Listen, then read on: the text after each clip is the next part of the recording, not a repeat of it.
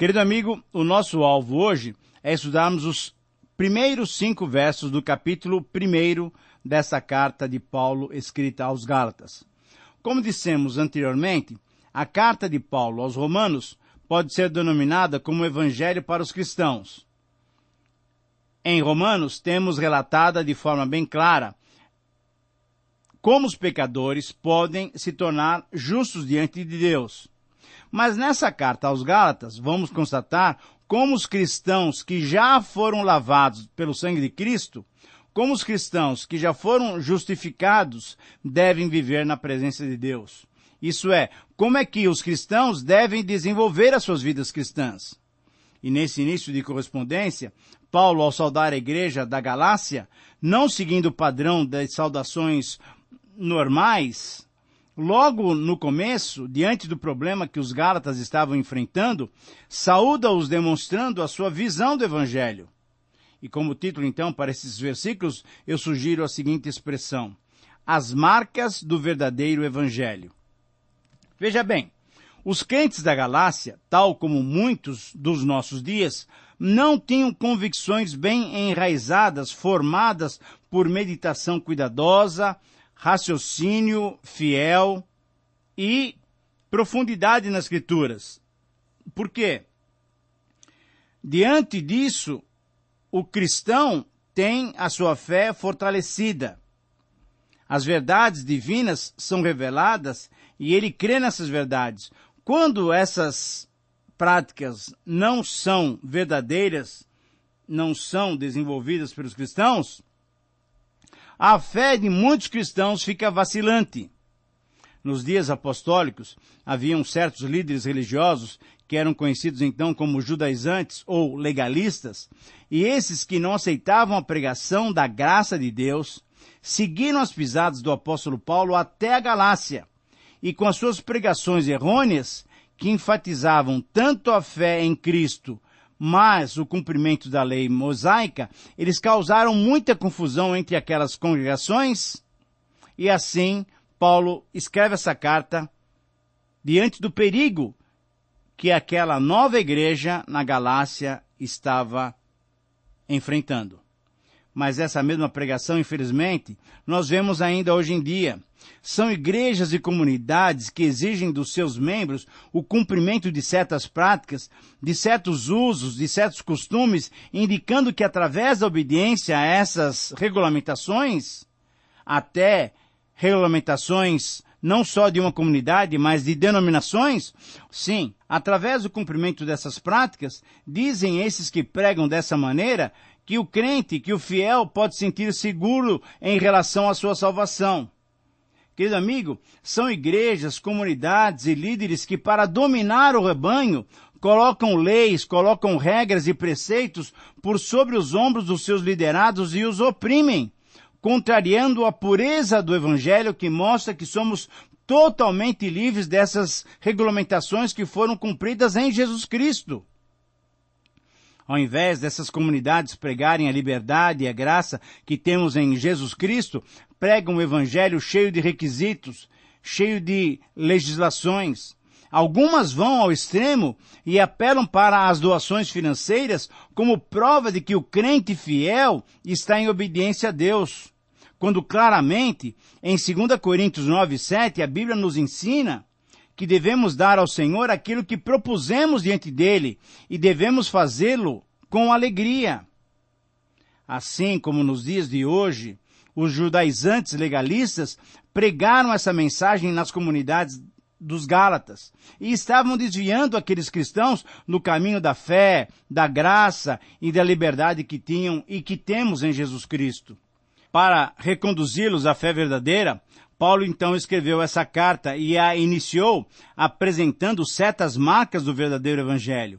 E assim a frase, que é o resumo desses versos, mas é também uma sentença desafiadora para todos nós, pode ser expressa da seguinte maneira: todo cristão deve saber que o verdadeiro evangelho tem origem divina e não humana. Todo cristão deve saber que o verdadeiro evangelho tem origem divina e não humana. E nesse texto inicial desta carta de Paulo aos Gálatas, encontramos 5 marcas do verdadeiro evangelho que se origina em Deus e não nos homens. A primeira marca do verdadeiro evangelho é a saudação de um comissionado. Veja o versículo 1. O evangelho é uma verdade que, entre outras características, destaca a amizade e o amor entre os seus membros. Todos nós somos iguais porque pertencemos à mesma família. Quem escreveu foi Paulo, o apóstolo. Paulo escreveu, mas o autor era Deus. Nessa carta, inspirada pelo Espírito Santo, os escritos de Paulo são a palavra de Deus, tanto quanto as palavras proferidas pelo Senhor Jesus quando estava encarnado entre nós.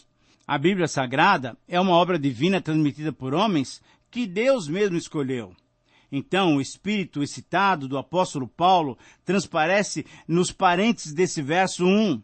Apesar de ser verdade que ele não pertencia ao número original dos 12 apóstolos, o seu apostolado era derivado de Deus. Isso foi uma informação demolidora aos seus inimigos, dada logo no comecinho da carta, no primeiro versículo. Ele era um comissionado por Deus. Portanto, a sua saudação, a saudação de Paulo, é a saudação de um comissionado por Deus. E ele continua, não da parte dos homens, ou seja, ele não representava qualquer instituição humana, qualquer organização ou grupo de indivíduos. Não, Paulo não estava defendendo nenhuma escola de filosofia humana, nem por intermédio de homem algum, isto é, ele não recebera a sua comissão e o conteúdo da sua mensagem através de instruções humanas, mas ele tinha recebido diretamente a palavra que ele transmitia, recebido essa palavra diretamente de Deus. Assim lhe fora revelada a sua mensagem por Deus Pai e Deus Filho. Eles chamaram e eles equiparam diretamente a Paulo para o ministério do apostolado aos gentios. Nenhuma mediação humana havia tomado parte nesse processo de Paulo. Para Paulo, a ressurreição era o testemunho de que Deus tinha aceitado a obra do Senhor Jesus. Deus tinha percebido na obra do Senhor Jesus a suficiência. Portanto, quando ele invoca o nome do Senhor Jesus e mostra que ele é um Senhor ressuscitado, Paulo está mostrando exatamente isso, que a morte do Senhor Jesus satisfez plenamente ao Pai. E a sua ressurreição testifica que a obra da redenção foi aceita completamente. E como consequência, querido amigo, nós somos uma família. Todos nós que cremos nele, pertencemos então a uma família. Por isso Paulo pode fazer essa saudação. A segunda marca, então, do verdadeiro evangelho é a comunhão, exatamente essa comunhão na comunidade cristã. A quem foi dirigida essa carta? Às igrejas da Galácia. Veja bem, não é a igreja da Galácia. O Novo Testamento não reconhece algo parecido com um organismo entre as igrejas locais. A doutrina da soberania absoluta, da independência de cada congregação de crentes, é uma doutrina bíblica. A autonomia da igreja local é a única forma de governo encontrada nas Escrituras Sagradas. O que pode e deve existir é a cooperação mútua.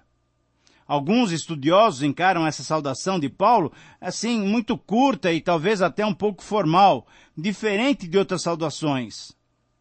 Veja bem, nenhum nome é mencionado. Paulo não menciona o nome de ninguém que estava com ele. E isso talvez indicaria que ele estivesse sozinho. Ele não usa o nome de ninguém, apenas diz que os irmãos que estavam com ele enviavam saudações. Mas devemos notar que ele se dirige também às igrejas. Novamente destacamos que não se tratava de uma igreja só, mas de muitas comunidades. Também Paulo não menciona nenhum nome daquelas igrejas, que pertencia àquelas igrejas. Ele está endereçando a sua carta às diversas comunidades da Galácia. Eram diversas realmente comunidades ali na Galácia. Agora, nós temos que entender que há duas maneiras de se usar a palavra igreja no Novo Testamento. Uma era entendida como sendo o corpo de Cristo, isso é, os crentes de todos os grupos diferentes formando o corpo de Cristo. Todos aqueles que haviam crido em Cristo e todos aqueles que creem em Cristo ainda hoje fazem parte do corpo de Cristo. Todos nós pertencemos ao corpo de Cristo. Mas há um outro sentido da palavra igreja, que é a igreja local, isso é a assembleia localizada em determinada cidade, em determinado local. Esse é o sentido usado aqui pelo apóstolo Paulo. Paulo, então, veja só, se dirigia a cada uma das diversas igrejas locais dos diferentes locais da Galácia. Havia uma igreja, por exemplo, em Antioquia. Havia outra igreja, uma outra comunidade, em Icônio, em Derbe, em Listra, e certamente em outras cidades ali próximas. Então, Paulo estava escrevendo para todas aquelas igrejas, porque todas elas tinham sido afetadas por essa falsa doutrina dos judaizantes. Agora, querido amigo, essa comunhão entre igrejas é uma característica do cristianismo. Formamos uma comunidade daqueles que amam a Deus, e é sempre bom lembrar que a salvação é individual, mas a vida cristã é comunitária. Se desenvolve em conjunto. Por isso, a terceira marca do verdadeiro evangelho, que nós podemos perceber logo nessa saudação de Paulo, é a bênção compartilhada. Veja o versículo 3. A saudação de Paulo é abençoadora. É o desejo do apóstolo Paulo que aqueles irmãos sejam abençoados. Agora, o meu desejo é que você também tenha esse desejo de abençoar os outros. Quando você cumprimenta alguém desejando a graça e a paz do Senhor, espero que você tenha consciência de que você está desejando a bênção de Deus sobre essa pessoa. Agora, perceba bem, a graça deve vir em primeiro lugar. Os homens só podem ter paz com Deus mediante a graça divina. Veja bem a ordem das palavras: graça a vós outros e paz da parte de Deus, nosso Pai, e do Senhor Jesus Cristo. Então, nós encontramos aqui a palavra graça junto com a palavra paz, mas, veja bem, era com a palavra paz, shalom, que os judeus saudavam uns aos outros naquele tempo. Mas Paulo usa a palavra graça antes da palavra paz. A graça de Deus deve ser experimentada antes de se experimentar a paz que vem de Deus. Querido amigo, essa verdade é muito importante. Inclusive, em nossos dias, há muita gente interessada na paz de Deus, porém se esquece da graça, que é a graça salvadora de Deus manifestada aos homens. Ninguém pode ter paz no coração sem antes ter a salvação pela graça. Mas quando experimentamos a graça divina, aí sim podemos abençoar os outros, promovendo a paz. E nós devemos promover a paz entre os homens e entre Deus e os homens. Permita-me fazer uma pergunta para que você reflita nessa questão. Você tem compartilhado essa bênção com os outros, com aqueles que você cumprimenta no seu dia a dia? Graça e paz é o verdadeiro cumprimento evangélico. A quarta marca do verdadeiro evangelho é a salvação concedida. Versículo 4.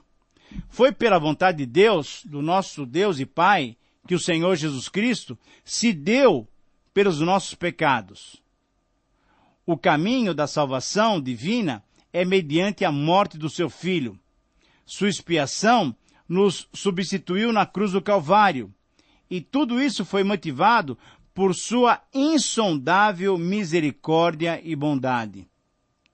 Querido amigo, o Senhor Jesus deu-se a si mesmo a fim de nos livrar da condenação merecida pelos nossos pecados. Este, versículo 4, é um dos versos mais importantes dessa carta. Trata-se de um versículo singular nessa carta. O apóstolo Paulo, veja bem, ele sobe às alturas e desce às profundidades. Nós não podemos entendê-lo na sua profundidade espiritual. Paulo está se referindo a Jesus como tão claramente vimos no versículo 3. Então, ao referir-se a Cristo, ele disse, o qual a si mesmo se entregou a si mesmo. Ele se deu, doou-se. Entregou-se pelos nossos pecados. Paulo estava apresentando a excelência do Evangelho de Cristo. Cristo deu a si mesmo. Nós não podemos adicionar nada ao valor do sacrifício de Cristo realizado na cruz do Calvário. Ele mesmo se deu por nós E essa entrega foi absolutamente suficiente. Será que precisamos acrescentar algo mais a essa maravilha desse evangelho? O que é o evangelho? O evangelho são as boas novas, e as boas novas implicam que o Senhor Jesus se deu por nós. Portanto, eu e você não temos mais nada a acrescentar a essa bênção maravilhosa. O que você poderia dar a Deus para melhorar o sacrifício do Senhor Jesus? Será que você poderia dar alguma coisa? O que o homem tem a oferecer ao nosso Pai Celeste? Você tem algo a acrescentar ao sacrifício de Jesus? Será que ele não foi suficiente? Querido amigo, Cristo se deu a si mesmo, isso é, tudo quanto era necessário foi feito. Ele se deu a si mesmo, e isso é maravilhoso, e é o suficiente para a nossa salvação. Eu não creio que exista algo mais importante para o pecador, mas muitas vezes nós estamos oferecendo a Deus, sabe o quê? O nosso cumprimento da lei, o nosso dinheiro, os nossos talentos, o nosso tempo. Mas veja bem, Jesus se deu a si mesmo por nós. Ele não poderia dar mais do que ele deu. E nós não podemos adicionar absolutamente nada à oferta perfeita de Cristo na cruz do Calvário. O Evangelho dá vida e poder. A fé salvadora que liberta o homem desses poderes terríveis e destruidores. Somente Cristo pode libertar o homem desses terríveis pecados. Muitos estão vivendo através dos anos debaixo desse sistema escravizador do mal, porém o Evangelho de Cristo é o único poder capaz de libertar o homem desse sistema opressivo. Somente o Evangelho pode fazer essa obra da libertação. Querido amigo, isso quer dizer que ele tomou o nosso lugar quando morreu na cruz. Ele tomou o meu lugar na cruz, morreu, porém ele ressuscitou. E agora pode me libertar, pode te libertar do poder do pecado, do presente século mau. Jesus resume toda a verdade profunda do Evangelho na sua entrega por nós. E é importante notarmos que o apóstolo Paulo está dizendo que o Evangelho é de Cristo, não é dele, Paulo. É Jesus quem nos liberta, quem nos salva, quem nos justifica. É por isso que podemos ver no versículo 5, então, mais uma marca do verdadeiro Evangelho. E a quinta e a última marca desse estudo do verdadeiro Evangelho, quando saudamos os nossos irmãos, é a glorificação que deve ser celebrada. A glorificação a Deus que deve ser exaltada, que deve ser festejada. Glorificamos o nome do Senhor. Veja o versículo 5. A quem, então, seja a glória pelos séculos dos séculos. Amém. Paulo agora mostra que devemos render louvores, devemos adorar, devemos glorificar a Deus. Veja bem, nós precisamos enfatizar mais em nossas igrejas e comunidades a gratidão, o louvor, a adoração, a glorificação. Deus deve ser glorificado. Nós estamos quase sempre nos esquecendo de louvar a Deus. Nós hoje pedimos, reivindicamos, exigimos, decretamos. Como estamos totalmente errados com relação à nossa relação com Deus. Você hoje, você que está me ouvindo, você já parou um instante para louvar a Deus, para agradecer a Deus? Você já levou o seu pensamento e o seu coração para louvar a Deus, glorificar a Deus e adorá-lo? Querido amigo, você tem agradecido a Deus pelas bênçãos por Ele concedidas? A grande bênção da salvação deve servir de motivo de gratidão. Essa relação pessoal com Deus é expressa em termos de filiação. Veja bem, Deus é apresentado como Pai, lá no capítulo 1, versículo 1, capítulo 1, versículo 4, que nós acabamos de mencionar. Nós cristãos somos declarados filhos de Deus através da fé em Jesus Cristo. Jesus, por sua vez, nos redimiu a fim de que pudéssemos participar dessa filiação. E a consciência dessa filiação é criada pelo Espírito Santo, que nos impulsiona a fazer o quê? A agradecer, a glorificar, a adorar o nosso Deus por todas essas bênçãos concedidas. Mas, infelizmente, nós vemos no meio cristão muitas pessoas murmurando, reclamando, ficando chateadas. Até com o tempo, se faz frio, é porque é muito frio. Se faz calor, é porque é muito calor. Se chove, é porque chove. Se não chove, é porque não chove. Quanta ingratidão, quanta murmuração. E o Senhor deseja ser glorificado. Nós precisamos dar glórias a Deus. Nós precisamos glorificar o nome do Senhor Jesus, de Deus o nosso Pai. Nós precisamos cantar hinos e louvores ao Senhor. Cristo se deu a si mesmo, prezado amigo, por todos nós. Portanto, vamos louvá-lo por isso. Querido amigo, se nós vamos entrar na eternidade, dando glórias a Deus e louvamos ao Cordeiro do Senhor, por que não começar já agora? Minha oração é que você seja sempre um cristão a evidenciar essas 5 marcas do verdadeiro Evangelho. Que você possa saudar o seu próximo como um comissionado divino. Que você possa desenvolver a comunhão nos seus relacionamentos comunitários. Que você seja um abençoador compartilhando graça e paz. Que você valorize a sua salvação e proclame a salvação em Jesus Cristo. E que você glorifique e adore a Deus, celebrando o seu santo nome. Muito obrigado pela sua atenção, que Deus lhe abençoe e até o próximo programa.